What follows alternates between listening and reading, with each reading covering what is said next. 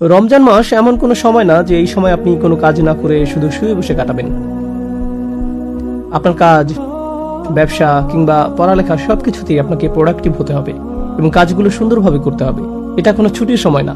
অনেক মুসলিম দেশেই মানুষ রমজানের সময় ফজর পর্যন্ত জেগে থাকে, এরপর বিকেল 4টা পর্যন্ত ঘুমিয়ে কাটিয়ে দেয়, এরপর ঘুম থেকে উঠে ইফতার করে, আবার আগের নিয়ম অনুযায়ী রাত জাগা পাখির মতো সারা রাত জেগে থাকে।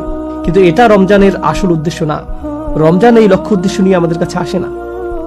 এছাড়াও এই মাসে গুরুত্বপূর্ণ বিষয় রাতের ইবাদত অর্থাৎ তাহাজ্জুদ। বহু মুসলিমের নিয়মিত 5 ওয়াক্ত নামাজ আদায় করতে কষ্ট হয়ে যায়, কিন্তু আপনার বিষয়টা এমন হতে পারে যে আপনি নিয়মিত নামাজ আদায় করেন কিন্তু তাহাজ্জুদ ছুটে যায়।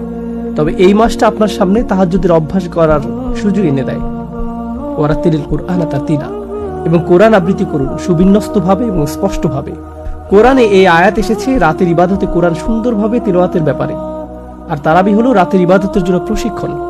আপনার যদি তারাবি ছুটেও যায় কিন্তু এরপরও আপনি তাহাজ্জুদের জন্য উঠতে পারেন, সেটাও আপনার জন্য উত্তম।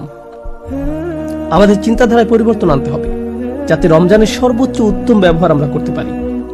তাই আপনার জন্য আরো কিছু পরামর্শ হলো, আপনি যদি কোনো কারণে তারাবি পড়তে না পারেন তাহলে আপনি যা করতে পারেন তা হলো মসজিদে গিয়ে ইশার নামাজ পড়ুন, সাথে কিছু নফল নামাজ পারলে আদায় করুন, এরপর আবার ফজরের নামাজে মসজিদে যান।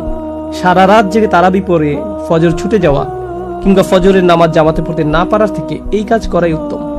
বাস্তববাদী হতে শিখুন। আপনার জন্য কোনটা গুরুত্বপূর্ণ সেটা জানুন। রাসূল সাল্লাল্লাহু আলাইহি সাল্লাম যা বলেন সত্য বলেন এবং আমরা সেটাই বিশ্বাস করি। তিনি বলেন, কেউ যদি ইশার নামাজ মসজিদে আদায় করে আবার পরবর্তী ফজরের নামাজ মসজিদে পড়ে তবে সে যেন সারা রাতই নামাজে ছিল। যেহেতু তিনি এই কথা বলেছেন তাই আমাদের উচিত এর উপর আমল করা।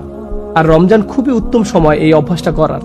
আমার নিজের ব্যক্তিগত জীবনে আমি আমার বন্ধু এবং ছাত্রছাত্রীদেরকে এই কথা বলে থাকি যে কেউ যদি এশা এবং ফজর মসজিদে আদায় করার অভ্যাস করতে পারে তবে সে অবশ্যই প্রোডাক্টিভ জীবন কাটাতে সক্ষম হবে। আল্লাহ আপনার দিন ও রাতের সব সময় তার রহমত ও বরকতে পূর্ণ করে দিবেন। এছাড়াও আপনার জীবনে উন্নতি হবে। তাই রমজান মাসে উত্তম সময় এই অভ্যাস করার।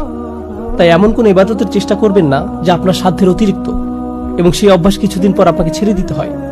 এই মাসে আপনার নিজের জীবনে কিছু সুন্দর অভ্যাস করার সুযোগ আসে যা আপনি অন্যান্য মাসগুলোতেও ধরে রাখতে পারেন।